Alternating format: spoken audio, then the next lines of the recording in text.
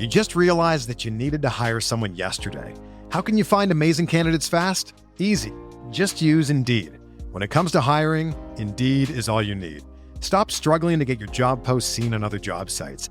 Indeed sponsored jobs help you stand out and hire fast. With sponsored jobs, your post jumps to the top of the page for your relevant candidates so you can reach the people that you want faster. And it makes a huge difference. According to Indeed data, sponsored jobs posted directly on Indeed have 45% more applications than non-sponsored jobs. Plus, with Indeed sponsored jobs, there's no monthly subscriptions, no long-term contracts, and you only pay for results. How fast is Indeed? Well, in the minute I've been talking to you, 23 hires were made on Indeed, according to Indeed data worldwide. There's no need to wait any longer. Speed up your hiring right now with Indeed. And listeners of this show will get a $75 sponsored job credit to get your jobs more visibility at Indeed.com/BWN. Just go to Indeed.com/BWN right now and support our show by saying that you heard about Indeed on this podcast. Indeed.com/BWN. Terms and conditions apply. Hiring? Indeed is all you need. Now's the time for a great deal on a new Honda. It's time to take an adventure with rugged capability and commanding style. Check out the Honda Ridgeline, Pilot, or CR-V. For a limited time, well-qualified buyers can get a 3.99% APR on a 2025 Pilot, 1.99% APR on a 2025 Ridgeline, or a 2.99% APR on a 2025 CR-V.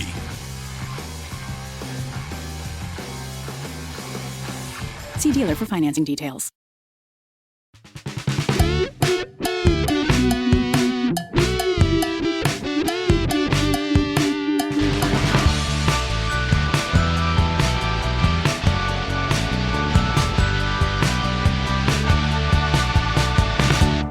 Hail cheaters, welcome to the Always Cheating Podcast. My name is Josh. I'm here with Brandon. Brandon, how are you?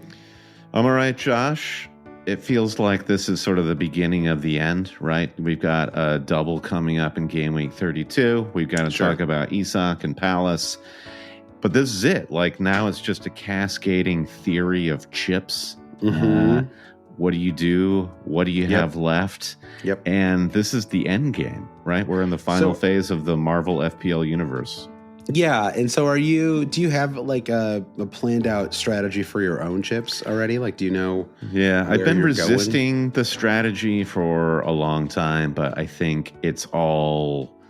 I don't feel like my hand has been forced, but I feel like I've set myself up and I've waited for those fates to tell me what to do.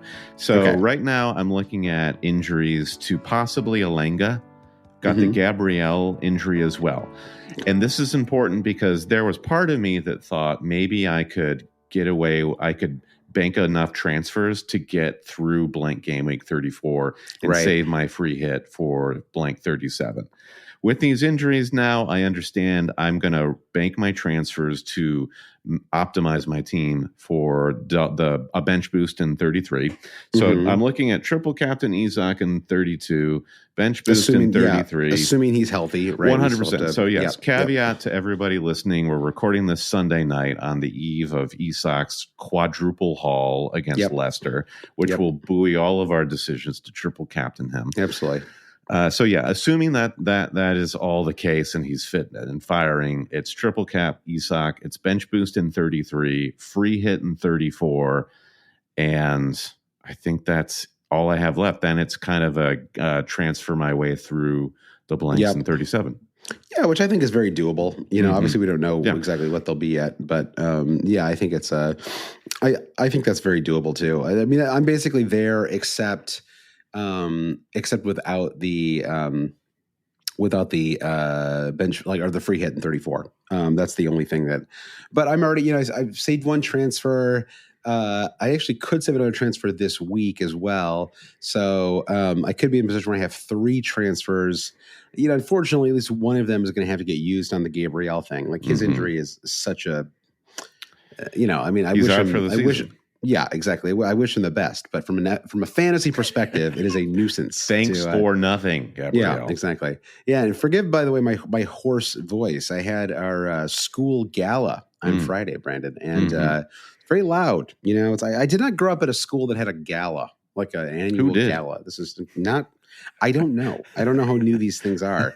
I'm trying to remember my mom getting dressed up for a gala when I was in third grade, and they did not happen. Yeah, I don't want to know what your mom was up to on those nights. It's very loud music. It's like a dance party with drink. I mean, it's pretty fun actually, but I was yelling over speakers the whole night. Okay, and so I'm a little. Did you ask anyone to dance? I should have. Maybe if they put on that Tina Turner song, I want to dance with somebody. I would have done it. Sure. Maybe I just would have danced with my wife. I actually think we did dance either last year or the year before. I am not a stranger to dancing at the game. Oh, and you know where it was too, Brandon? It was at the Picnic House in Prospect Park, which is like very fancy, like nice place. Space. Yeah, exactly. It's like I've always been on the outside looking in at the Picnic House and be like using the public toilets at the Picnic House. Exactly. Yeah, the downstairs, in the tunnel below. Yeah, I miss, same here. So it was kind of fun to be, with the hoi polloi up in above. Yeah, I'm finally upstairs there. So we're 9/10 of the way through game week 31. Game week 32 was next weekend. We have one more match tomorrow. Pretty big match, I feel, because a lot of wild carders, myself included, have 3 Newcastle players, right? So there's a lot to go. Yep. A lot of people captained Isak this week, so we'll have to make sure that he's healthy. Did you end up captaining Isak or Salah? I captained Isak, and boy, it's great to feel optimistic, going into a Monday match. I love going into a Monday hoping for a positive outcome as opposed to hoping that nothing happens. And commiserations to the Salah captainers. And I feel like this is a theme coming out of game week 31 is premium assets are duds right now. They're either injured or they're not firing or they're benched in like Palmer's case. For me, the Newcastle thing really does come down to Josh Murphy because the Anthony Gordon injury and coupled with the suspension was combined with the wild cards is everyone, including yourself, went with Josh Murphy, who's had a great season. And I just had this, for whatever reason, a fondness for Anthony Gordon. And I thought, he's my ticket to ride. So now Savinho didn't play in my 31 squad. So I have either Gordon coming off of the bench or I have Howson with his 4-pointer for Bournemouth coming off the bench. It's not bad. I'll take the 4 points. No problem. Worst case scenario. I don't think that Gordon's going to be ready, but I feel like I saw that from the notes from how, but we'll see. The commentary going into the deadline, which is why I put Gordon on the bench, was he hadn't trained. And everything we've seen of Anthony, I don't even know why we're talking about this because this will be old news by the time a lot of people listen to this. But my logic, the game's not till 3 p.m. tomorrow. It's my logic going into the deadline was. It was Alenga versus Gordon, and I benched Alenga for his 11-pointer against United. And then I'm looking at Alenga again, and I'm like, well, I can't bench him. And then, of course, he shows up with a 1-pointer, and now he might be injured. At halftime. Yeah. And I thought, listen, you can't just vibe Gordon into the starting 11 for Newcastle. The word on the street was he was touch and go, but he just hadn't trained. This was the biggest issue, is he hadn't trained with the first team. Now, Howe is like a known liar, doesn't reveal anything. Certainly they're having training sessions between Friday and the game tomorrow. I would not be shocked if he starts. The likeliest thing is that he's on the bench. And then who knows what happens. Right. So I think that it's advantage Josh Murphy owners, I would say. I think so. And then do you have a third Newcastle player? Nicholas Pope. No, same here. Okay. So we have very similar teams except Murphy v. Pope. Although, the Salah blank was pretty big today. I mean, at least in just the one league that I pulled up here, the Always Cheating Patreon league on FPL game week, Salah was at like 148% EO, right? So that means he was captained by roughly half the managers in our mini league. So, if Isak goes off, it's really, could really make a big difference in terms of overall rank and things like that. So, we both have pretty average scores here, but are on green arrows. It's a very low scoring game week thus far. Yep. And as you say, an Isak haul is just catapulting everybody who put the armband on him. Yeah, so exactly. Fingers crossed. Let's see what happens. Yeah, I'm actually I'm +2 on my safety score already, right? Nice. So tiny green arrow. So we'll see what happens tomorrow. I think, so let's kind of run through the weekend a little bit because obviously we've got the double in 32, so the upcoming game week, and that double is Palace and Newcastle. They both play twice. And I think we should walk through those options because, not everybody wild carded. Not everybody has 6 players from those two teams. And so I think it's useful to run through that. But let's kind of look at some match notes first. So the first question I have is whether it's still worth investing in Arsenal for the double. I think it's really a weird thing right now with them. The 1-1 draw, Saka's benched again. They've got the first leg of their Champions League quarter at midweek. Another match next weekend. I mean, I don't know. Like Liverpool did lose, so maybe they feel like the door is open a little bit, but then they drew again. So it's like, it's hard to say. They just have so little gas in the tank. Arsenal do, and with the Real Madrid tie surely taking precedence, I just can't imagine there. I imagine there's some like hope, like, hey, maybe if things fall our way, we can make a last minute run at the title, but. I just don't see that being something that FPL managers should be banking on. I do think that just the way Arteta has trained this squad for years now, despite various injuries and knocks to the defense, it just a double up on the Arsenal defense still doesn't feel bad to me, especially if you look at their double in 33. It's away Ipswich and home Crystal Palace. Crystal Palace in a great run of form, but still that's home at the Emirates for Arsenal. So I think that's a double clean sheet possibility, even with the situation with Arsenal. As far as the attack is concerned, I mean, is your big takeaway from Everton? They're like, well, let's give Trossard a second chance. No, of course it's not. So there are no attacking options. I think the Saka thing is the tricky one, right? Mm-hmm. Because he, it wasn't a shock necessarily for him to, come off the bench. You play 45 yesterday. I think that was honestly probably a 50% chance of that happening. But I do think that I just don't think we got any clarity, right? Like it's just not clear to me if he's going to play 90 at midweek and then 90 this weekend and then 90 in the second leg of the Champions League and then 90 or whatever, right? It seems unlikely plus minutes, right? Yeah. It seems unlikely. Yeah. So you're probably getting one start. I think the odds say you're getting one start in the Arsenal double on 33. Yeah. So, by the way, is it not that makes me think about just midfield options for 33. And I don't want to get ahead of ourselves because we can talk about this next week. But that just made me think about the 0-0 that Chelsea and Brentford played today, and Cole Palmer it is an unusual dip in form at this point, right? Like it is unlikely. Like it is. I cannot remember a top fantasy player just completely losing their stuff like this. It's very, very strange. Yeah.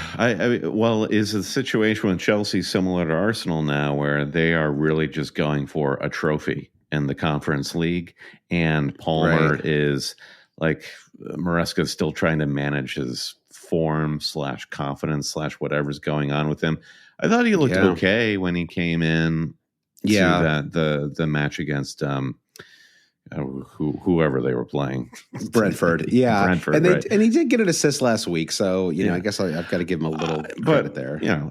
I'm not trying to push. I'm not pushing back too hard there. I don't want to read anything into the benching as far as fantasy is concerned. I think he's good to go as far as FPL managers who own him currently are. as non-owners, Josh, I'd say we're breathing sighs of relief here, being like, it's not a problem that we have to deal with at the moment. I know. They play Ipswich in 32, so there's it's an interesting. It's why you hold on to him, I guess, at this point. If you, I guess so. Yeah, exactly. The fixtures are pretty horrendous, I would say, for Chelsea for the remainder away at Craven Cottage. Everton and Liverpool, both teams that can defend their hearts out. Newcastle, Manchester United, that's definitely a toss-up. And then Forest in game week 38. Yeah, it's pretty tricky. The next couple of weeks are nice, like through the 34, I guess. Fulham is not like the worst fixture from an attacking perspective. No. Like they concede goals for sure. Yes. So do you? I mean, obviously you've been pretty. Like reluctant to say that they're mounting any kind of European challenge, but like, did you feel like did anything push you over the edge today, like them beating Liverpool, or was that more Liverpool being off? Like, what's your It was a great performance by Fulham, and I'm a proud Fulham fan today. Yep. They're not going to be in the Champions League. I don't think Champions League either. Maybe Europe, though. Europe is a possibility. Yeah. Conference League, you can smell it in the air a little bit.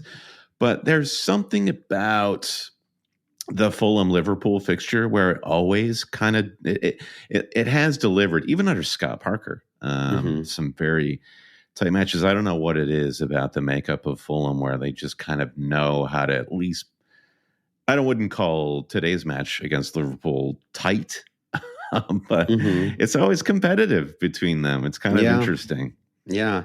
Who knows? I mean, that's how I used to feel about like Crystal Palace and Man City. For whatever reason. It was like Crystal Palace always kind of put together the Andros Townsend effect. Yeah, exactly. And it's probably just like a sample size thing or whatever, but it's still, it's kind of fun. Yeah. Like that. Those are fun narratives.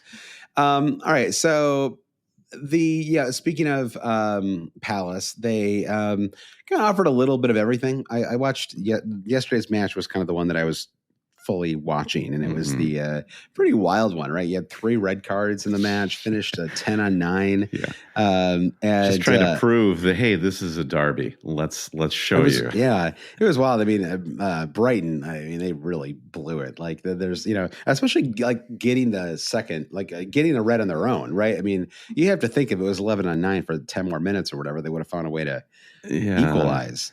Brighton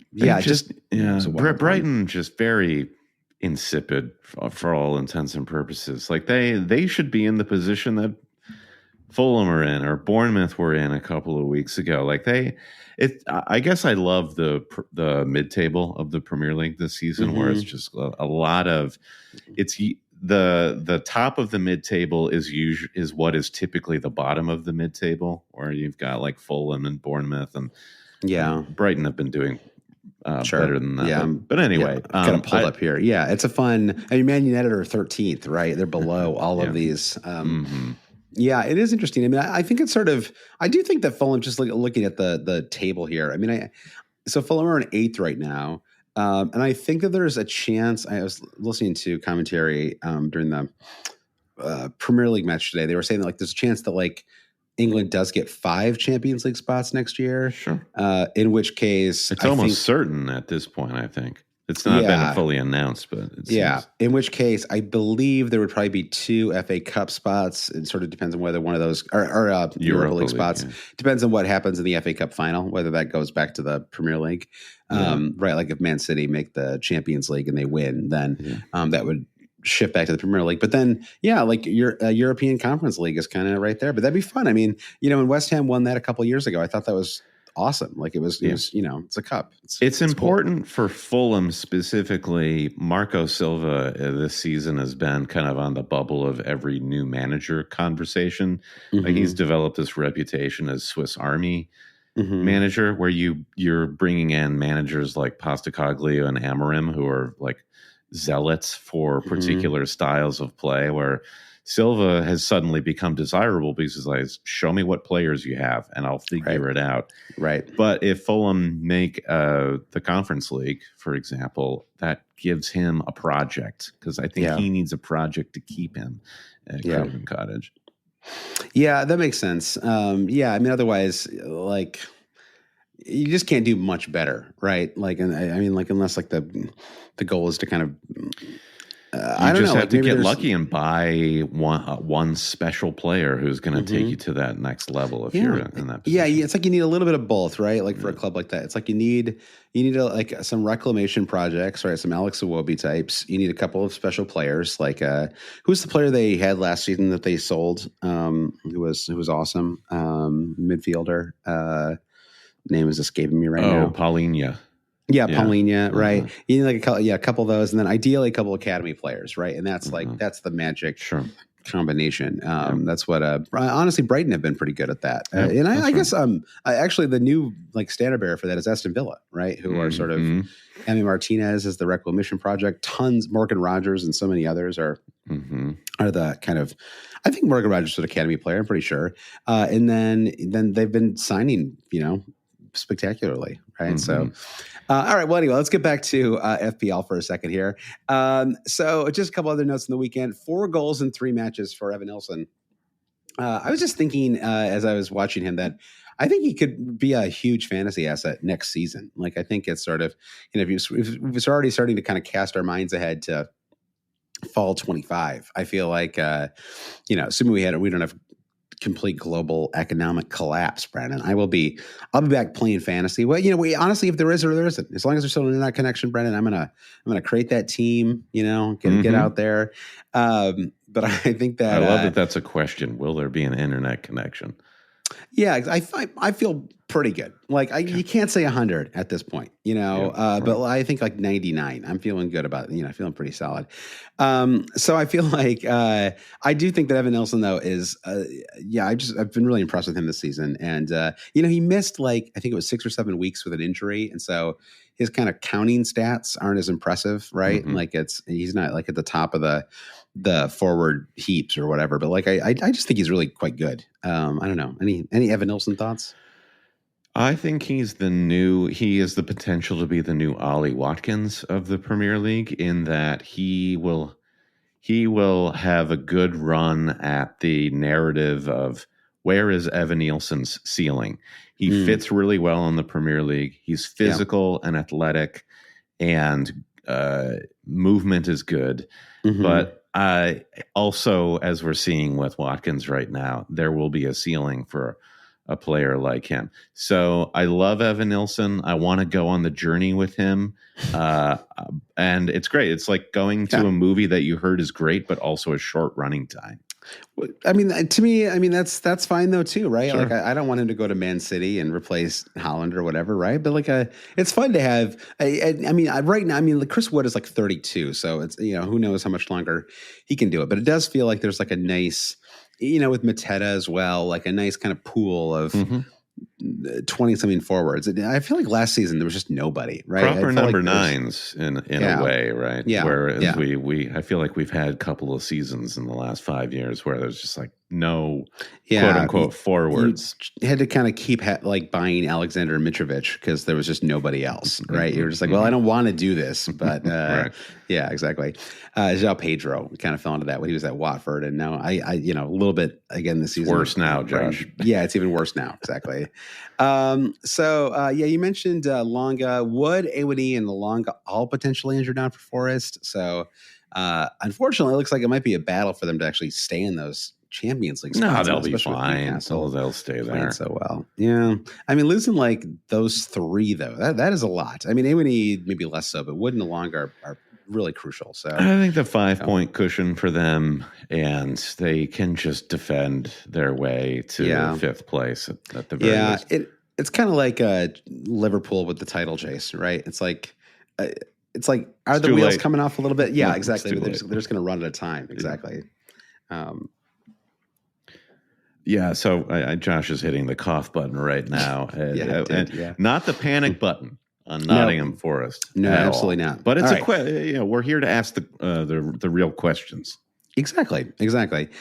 Chelsea picked up their 4th clean sheet in 5, although Cucurella was benched, so anybody was holding on to him. Fantasy comedy right there. I know. Because I thought Cucurella he has looked amazing this latter half of the season. Yes, and I was tempted myself, despite like not any upside with chip strategy for Chelsea, and the managers who just went in got totally burned. I know, and he did have a red card in the reverse fixture this fall, and so against Brentford. So I don't know, maybe that was a factor. I don't really know. I mean, there was some commentary because I was reading about, and I was like, well, what was the deal here? And there had been some commentary about like the kind of tetchiness of the fall leg. So maybe there was like a kind of, we don't want this to start up again, sort of thing. Fair enough. Yeah, maybe. Protect Cucurella. Yeah. Put him in bubble exactly, wrap. At all costs. And that beautiful hair, Yeah, exactly.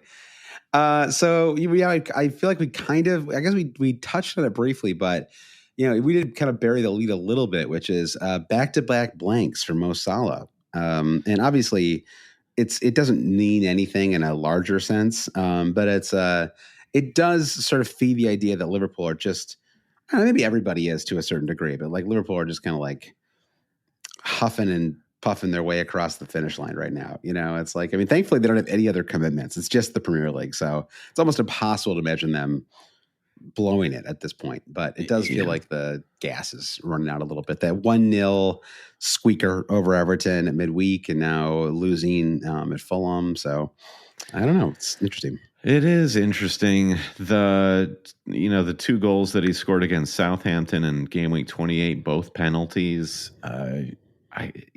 You've got to go back a ways for him to have an open play goal. And I think that's the concern the last few weeks watching Mo, is you're just like, where are the open play chances coming for him? And, this sort of like tension point happens with Salah. It feels like every season where you're like, cutting in on your left is not working anymore. What else are we going to do? Yeah. I will say, like, in fairness to Mo, he put Jota clean through. And you would expect Jota to finish that. That's an attacking return from Mo. I think he still looks fine. I mean, just like from a the still has 27 goals and 17 assists on the season. He's 121 points beyond Mbomo. Shout out Mbomo, who's the second highest point scorer this season so far. That's amazing. Big one for the big man. But Salah's just still running away with it. So I mean, could you see yourself? I mean, I think no. Could you see yourself going without Mo at any point for the remainder of the season, and why or why not? I don't think so, and I think we sort of get at it with the Saka thing earlier, which is that like there are it's funny because it feels like we've maybe kind of solved our midfield problem, right? In terms of like our forward problem. Like there's a lot of interesting forwards, a lot of options, but the midfield is now kind of the new issue where it's really hard to find a consistent, like. Luis Diaz gets benched a lot. Bruno Fernandes is on a team that basically doesn't have anyone who can finish. We're back to Morgan Rogers, Josh. We are back to Morgan Rogers or Brian Mbomo, right? And both of them are great assets, but they're not kind of, consistent. I mean, I guess Mbomo's had some runs, but these aren't guys that we've. Did you captain Mbomo at any point this season? I don't think so. No. So that's the hurdle. I'm kind of rooting for Mo to leave the Premier League, not because I want that for Liverpool fans or it's been a good run for fantasy managers, but let's get a clean slate for captaincy options here. Yeah, that's true. I mean, unfortunately, Haaland will be probably back in form next year and he'll just, step back in. But I think we're ready for some. I mean, I don't know. I don't want him to leave. I don't think, just because I do love watching him play. But I take your point though, and you don't want him to like turn into Kevin De Bruyne, right? Like that's not a fun. I mean, Kevin De Bruyne, like one of the most pleasurable players to watch, and now it's just. The wine's gone off. A fine wine that's gone off. Tank is empty. Yeah, that should just be the theme of this week's pod. The tank is empty. And my tank is empty. A lot of players' tanks are empty. Let's go full EV on the Always Cheating podcast. Yeah, you did a full drive from Michigan today. Your tank must be running low. Very low. We got tank problems here. All right, well, let's get to the Man City. Man City's defense definitely looks better. 2 clean sheets and 2 now. Man United continue to look kind of toothless, and Bruno was actually. I thought he looked pretty. I think you were probably driving during this, but I thought he looked pretty good. He's like they just don't have anybody that can finish, right? Yeah. There's just like it's like just all of these guys. There's just no one is really kind of instinctive, and I mean, like Luis Diaz scores the second goal in the Fulham match, and like that's like a brilliant instinctive forwards finish, right? It's like just pokes, like finds an inch of space and pokes in a goal. There's no one on Man United at the moment who can do that, right? It's like they sort of, maybe that was Marcus Rashford before, he fell off, but they need Brennan Johnson. I thought Brennan Johnson's 2 finishes against Southampton were exactly like what you're saying with Luis Diaz. But yeah, this has been Bruno's issue. Like Bruno would be in the conversation with, well, God, I don't want to say what I was about to say, but he'd be respected more than he is if he were surrounded by better finishers for sure. It must just drive Man United fans crazy. I mean, Xerxes and Højlund as your 2 forwards, and they're just, neither one is like, I mean, they're better than me. Here's my prediction. Højlund is going to go somewhere like, I don't know, Inter Milan or Mold. He'll go to Mold. Højlund will go off somewhere and be successful, and you will I mean, not like Ballon d'Or successful, but he will go consistently score goals for another club. I do think it's something to do with Manchester United. I think he was doomed from the start. Like the second that Man City had a brilliant young player from Northern Europe named Holland, and then Man United went out and found a player from Northern Europe named Højlund. It was always going to invite some pretty rough comparisons. And when you have a registered trademark after your last name, it's the weight of expectations. Is that true? No, Is that no. Okay. I could see Manchester United though doing that corporate as they are. Would. They totally we're getting would. a slightly different spelling, and we're trademarking it because we had the idea first. Your name belongs to Man United now. I like that. It's like what's that? Spirited Away. Like you sort of take their name. But Man City up there's front, almost certainly like a big blob in the basement of Old Trafford. There that's has just to be like totally taking control of everything. Spirits that exactly. The spirit world resides in northern England, northwestern England. So. Up front, though, I mean, they had to pull Foden at 59 toothless minutes. Marmoush didn't have an impact on the game. Just a weird. I mean, at this point, there's not a lot to say about Man City, right? It's just like they ain't it, Like it's like there's just couple something of thoughts missing. Though. Yeah, I do think Guardiola now playing center back is interesting, and I wonder how much of the credit to 5 clean sheets in the last 10 for City is recently moving Guardiola to center back, and has that been good? And he looks quite comfortable in that position. It's not great from a fantasy point of view in that he's not, going to be on the left making those runs into the box where you're going to expect goals from him, but still, like the bonus points in today's Manchester Derby shows that his great pass completion, and it's a good position for him still fantasy-wise in a way. Yeah. So I like that for City. And Marmoush, didn't this guy, though, the shots that he took, he's such an elite striker of the ball, is my feeling about Marmoush. Which gives me hope that like just keeping Marmoush for the long run for the rest of the season with Holland out.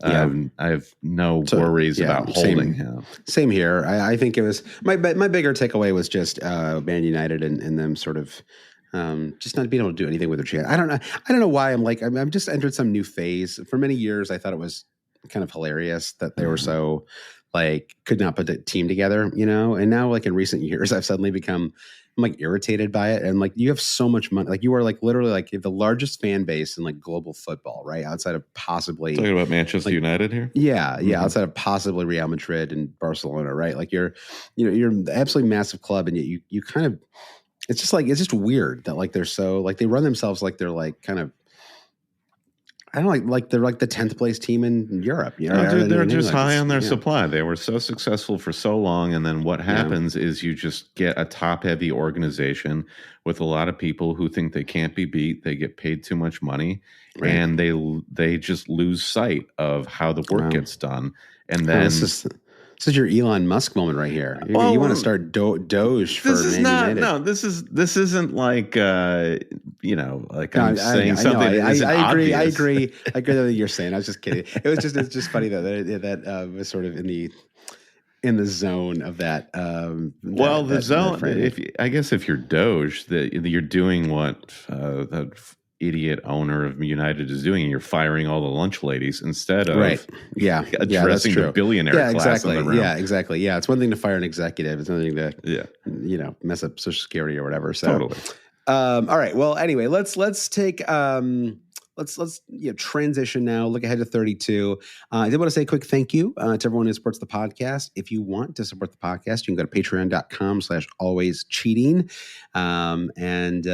We got extra podcasts each week. They record them on Thursday evenings most of the time. Mm-hmm. We've got giveaway contests, the Discord, lots more. So I know we're kind of nearing the end of the season here, but if anybody wants to kick anything our way, that would be great. So it's a moment at the end of a concert, Josh, where the hat gets passed around. Just like, hey, exactly. Did you enjoy that show? Yeah. We're not making anything from Doors here. Exactly. One last chance to give us money. And who wouldn't want to do that, right? Yeah, look at us. Yeah, exactly. Look at us. Like we clearly need it. We're no, I don't know.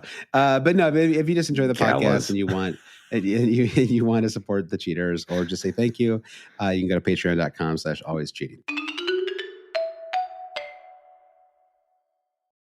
Planning any exciting trips this year? I bet something you might not be planning is learning the local language. Well, with Babbel, you only need a few weeks to learn. This year, speak like a whole new you with Babbel, the language learning app that gets you talking. Babbel's quick 10-minute lessons, handcrafted by over 200 language experts, get you to begin speaking your new language in 3 weeks or whatever pace you choose. And because conversing is the key to really understanding each other in new languages, Babbel is designed using practical, real-world conversations. My wife and I are planning to visit Canada, and my French is rusty. I'm refreshing what I learned way back in high school and training my pronunciation and accent with Babbel's speech recognition technology too. Let's get more of you talking in a new language. Babbel is gifting our listeners 60% off subscriptions at babbel.com/bluewire. Get up to 60% off at babbel.com/bluewire. Spelled BABBEL.com/bluewire. Babbel.com/bluewire. Rules and restrictions may apply. You just realized that you needed to hire someone yesterday. How can you find amazing candidates fast? Easy. Just use Indeed. When it comes to hiring, Indeed is all you need. Stop struggling to get your job posts seen on other job sites. Indeed's sponsored jobs help you stand out and hire fast. With sponsored jobs, your post jumps to the top of the page for your relevant candidates so you can reach the people that you want faster. And it makes a huge difference. According to Indeed data, sponsored jobs posted directly on Indeed have 45% more applications than non-sponsored jobs. Plus, with Indeed sponsored jobs, there's no monthly subscriptions, no long-term contracts, and you only pay for results. How fast is Indeed? Well, in the minute I've been talking to you, 23 hires were made on Indeed, according to Indeed data worldwide. There's no need to wait any longer. Speed up your hiring right now with Indeed. And listeners of this show will get a $75 sponsored job credit to get your jobs more visibility at Indeed.com/BWN. Just go to Indeed.com/BWN right now and support our show by saying that you heard about Indeed on this podcast. Indeed.com/BWN. Terms and conditions apply. Hiring? Indeed is all you need.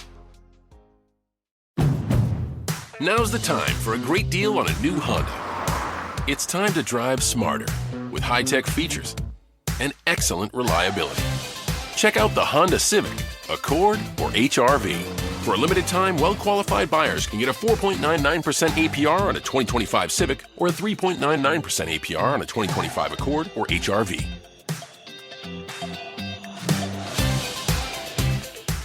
See dealer for financing details. Exclude Civic Si and Type R.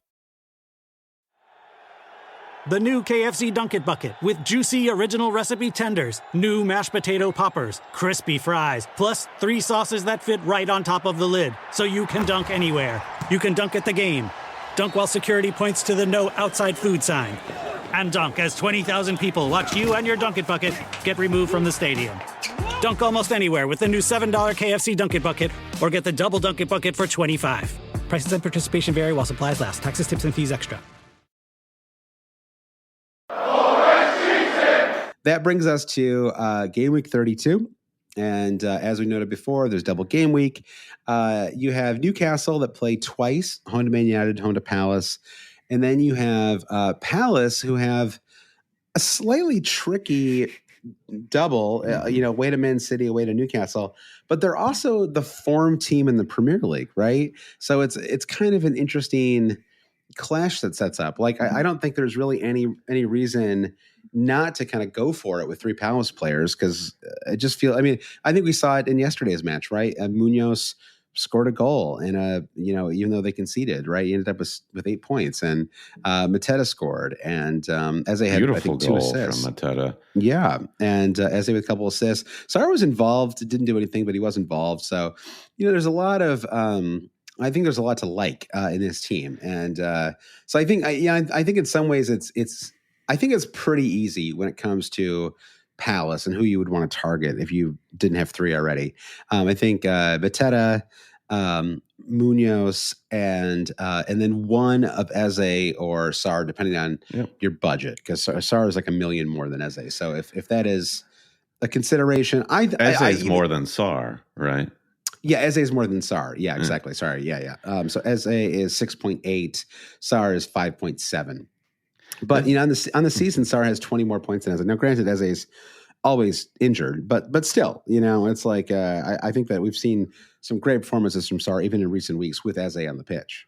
I wonder if a helpful way to frame it for people listening is, what's the priority? What's the threat level of Palace this game week? And if you aren't tripled up on Palace, is that a problem?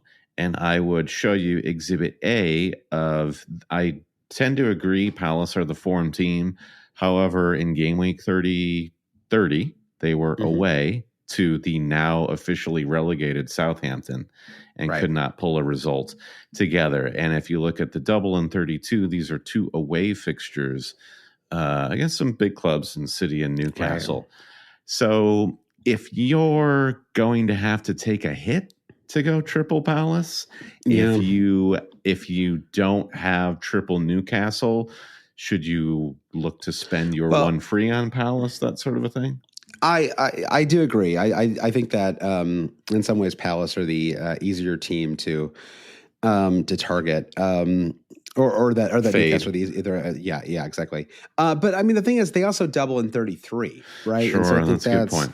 So you do get 4 fixtures, from them, and whereas Newcastle only play twice in 32, and then 33 and 34. Although they do play in 34, which is useful if you, like me, have already played your free hit. And it's handy to it's something to keep in mind, because a lot of the teams that double in 33 then don't play in 34. Most of them, in fact. I think this is it for Palace. As good as they've been recently, get them, and so I guess I'm kind of like answering my own question here after your answer of, I'd say just go for it and triple up, because 4 fixtures in 2 game weeks, and then they have the blank, and then it's Forest after that, and I don't know, Spurs, Wolves in game weeks 36 and 37 is fine enough, and then Liverpool.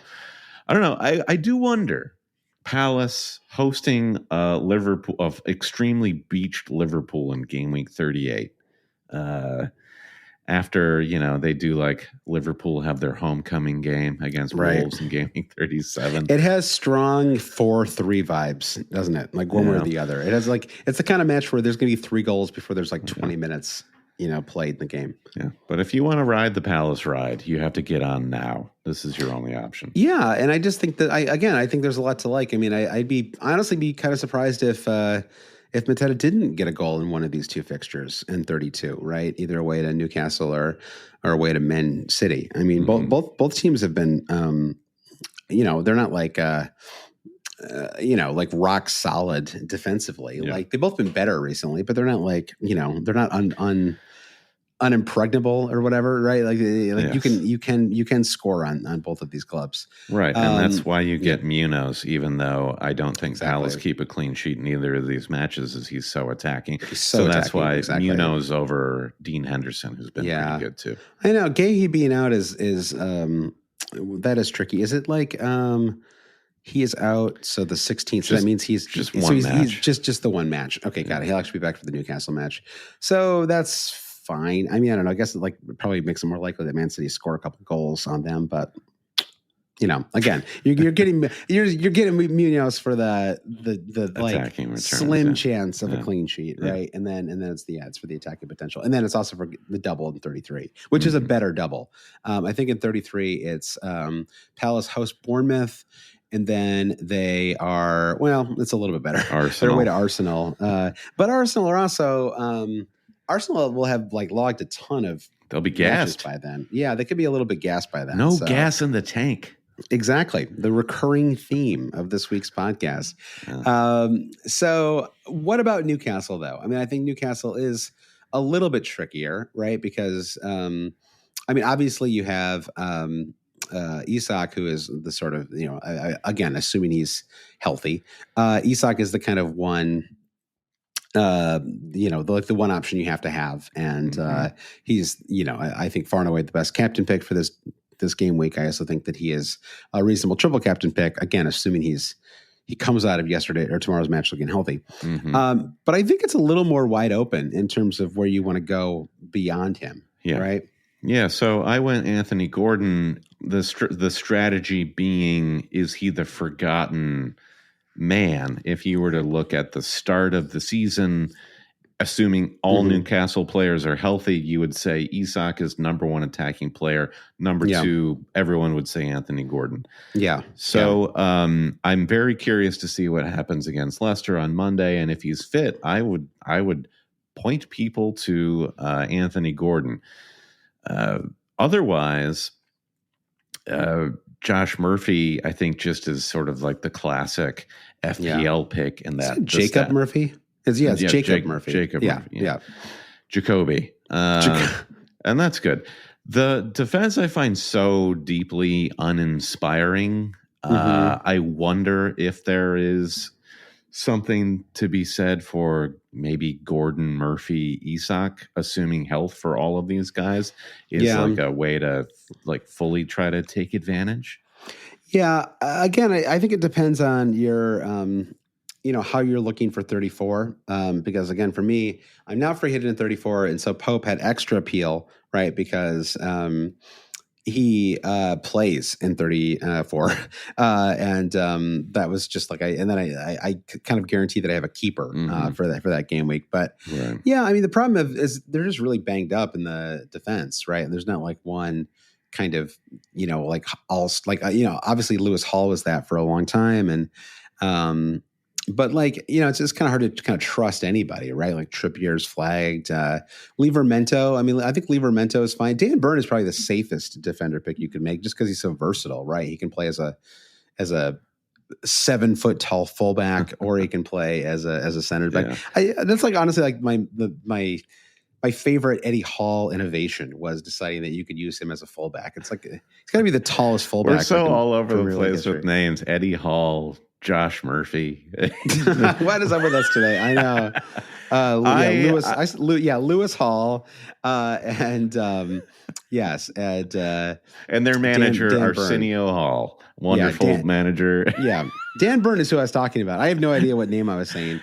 Dan Burn is the very tall center back / fullback that is like the only guy who's played like every match. Schär is right there. I think Schär has like a Marcus Alonso sort of like screamer in him. And this is sort of it. You're just with the Newcastle defense, you're just trying to sort of like predict what is the very specific scenario in which I get an attacking return from one of these guys. And it does kind of feel unlikely at this point.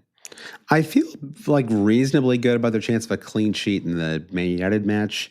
Newcastle Palace, I don't know, like who knows? But I think combined across the two of them, I think there's an okay chance that they get a clean sheet in one of those two. I don't think that's they're quite good at home. I don't know. It seems like a reasonable possibility. I guess the argument I'm making is sort of opening the Nick Pope door of there's no shame in just getting Pope, because what you're doing in this situation is just playing the odds on just getting a cheeky clean sheet. And yeah, that's true. And a maybe 7-8 pointer. Maybe. Yep. I guess like one clean sheet.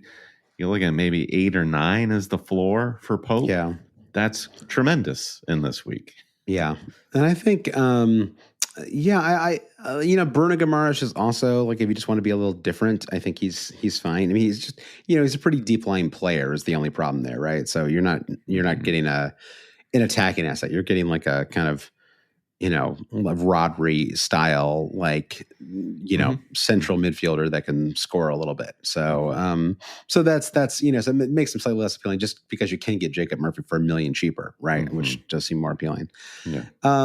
Yeah. So what other fixtures stand out to you in 32? I mean, I guess the Chelsea Ipswich is kind of the big one, right, in terms of the kind of best single game week fixture, although they're just so unpredictable right now, right? It's really hard to know.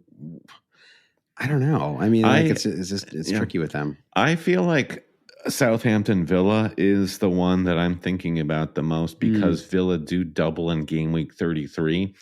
If you are already tripled on Newcastle and Crystal Palace, depending on how things go in the Champions League midweek with Villa, look at the rotation and the fitness and all of that.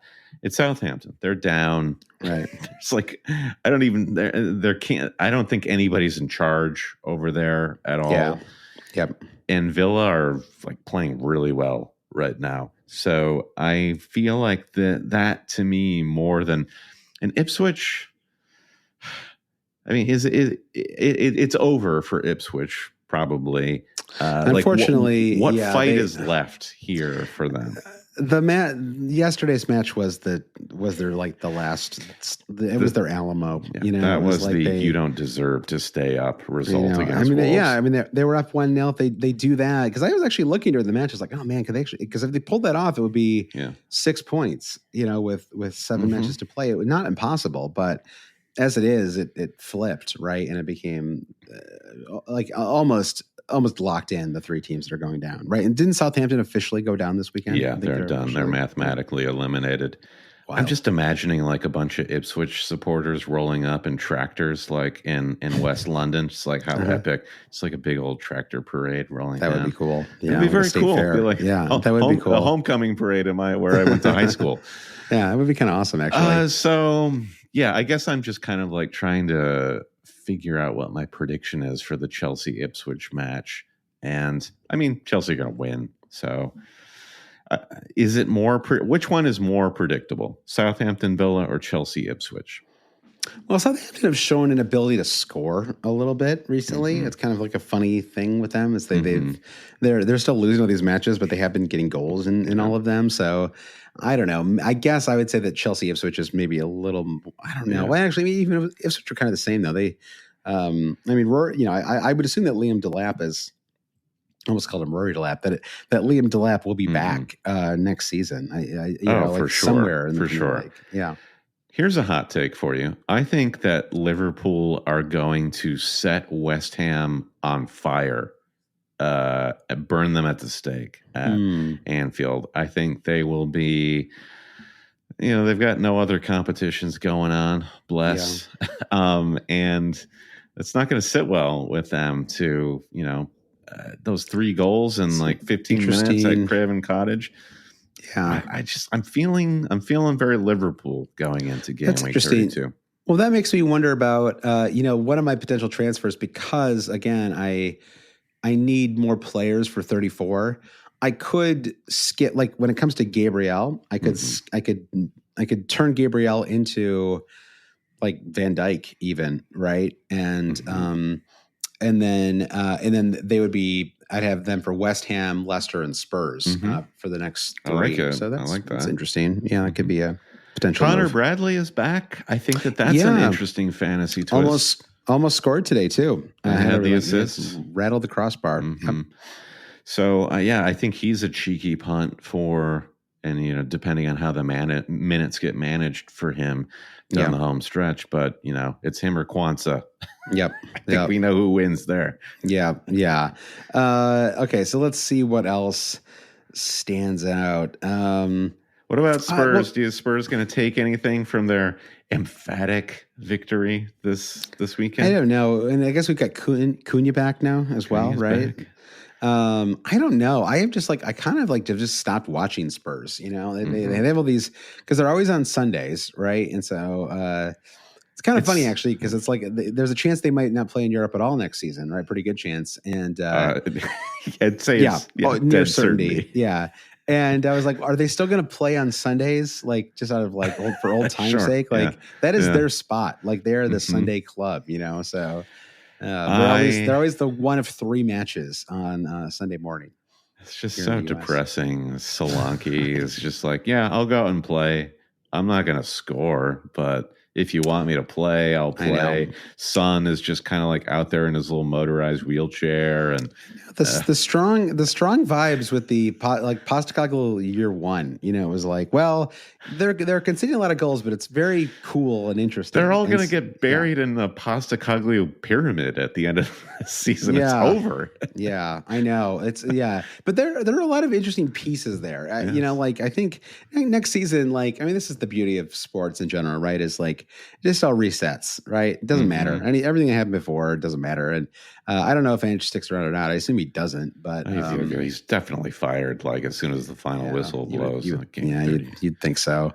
So I think just from an entertainment standpoint, I do think that the Bournemouth Fulham match, a little bit of fantasy relevance because I plan to start Semenya over this one, but I think that is a really cool and interesting match. I think. Yeah. Bournemouth have been really good at home, but their form has dipped a little bit. Fulham obviously have been pretty strong all year, and obviously coming off the Liverpool win. So I think that could be a super fun and interesting match. Couldn't agree more. Put the kids to bed, Brandon. Yeah, right. Yeah. This isn't your grandpa's Premier League. This is Bournemouth Fulham. I know. Well, it's like you were saying before. How cool is that, though? How cool is it that Bournemouth Fulham is possibly the most interesting match, and perhaps one of the most important? Bournemouth on 45 points, Fulham 48 in the table, and it's a real thing. They're fighting who is going to go to Slovenia next year. It's exactly. It's going to be the Nicholas Holt's character in Nosferatu. That's basically the Premier League side that plays in the Europa Conference League is kind of you've got to go to some old castle in a Eastern European country you've never heard of before. I still haven't seen that. I get what you're because it's just Dracula, but I do. But is it worth seeing? I've heard it's very long. It's not so much long as it just. It runs out of gas, Josh. There's no gas in the tank by the time you get to the 75% mark. How many things feed into this theme tonight? All right. Well, I am actually. I think we've done what we need to do for this week's pod, Brandon. Totally. We've looked ahead to game week 32. In terms of transfers, I might actually make that Liverpool move. I'm going to give it some thought, but I'm just going to wait until after the Champions League, see what we see, right? Because I'm just honestly not sure what I want to do yet, and I want to give it another day or so to think it through. Newcastle, they're what the team sheet looks like. Their performance against Leicester, the fitness levels is so crucial. So everyone keep your eyes on that. But assuming everything goes to plan, we're both triple captain in 32. I think so. Yeah, I know it's a weird one because I don't feel insanely jazzed about it, just maybe because of the injury doubt. But I think it's sensibly, it probably is the best move. I really don't want to triple captain somebody in 37 when so many teams are just on the beach and it's pretty, that feels more dangerous to me. So I think pulling the trigger now makes sense. All right. I got a question for you. We got to fill some time here. Who has that dog in him? Bringing it back. In game week 31. Bringing it back. You look down all these fixtures, could be anyone, anywhere. And, to define this, You think, who's the player who's just got that grit, that determination, is just going to make it happen? Okay, I will go with Ismail Assar. Maybe I'm cheating a little bit because he plays twice, but he's just the kind of player that, like, it does seem like he kind of raises his level when he's playing really good clubs. He's just so talented, and I think he gets some kind of return in 32. I feel pretty good about that. So, and I just like watching him play a lot too. He's like one of those people. It's fun to have in your fantasy team because I think his game is awesome, and I really enjoy watching him play. I am going to go Diogo Jota because, I've made this prediction with Liverpool torching West Ham, and I think he'll be smarting missing that opportunity that Salah fed him against Fulham. Does Jota even start against West Ham? I wonder what Gakpo has to say about that.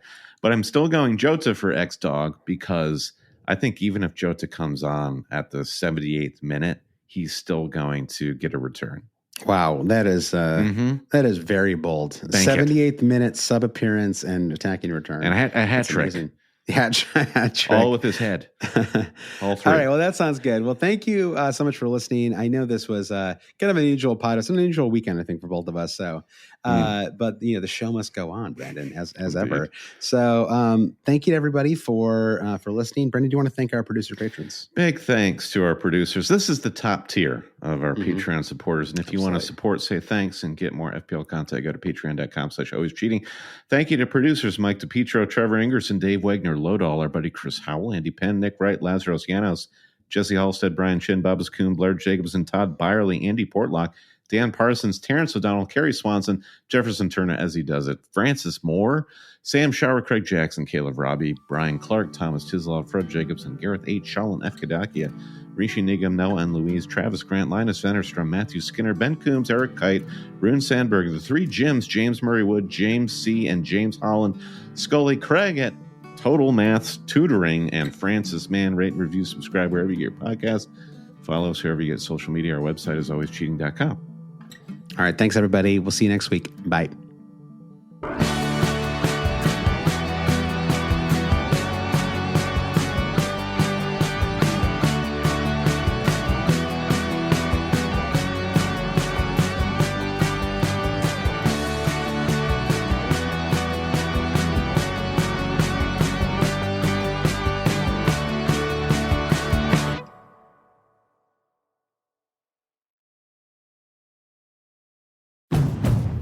Now's the time for a great deal on a new Honda. It's time to drive smarter with high-tech features and excellent reliability. Check out the Honda Civic, Accord, or HR-V. For a limited time, well-qualified buyers can get a 4.99% APR on a 2025 Civic or a 3.99% APR on a 2025 Accord or HR-V.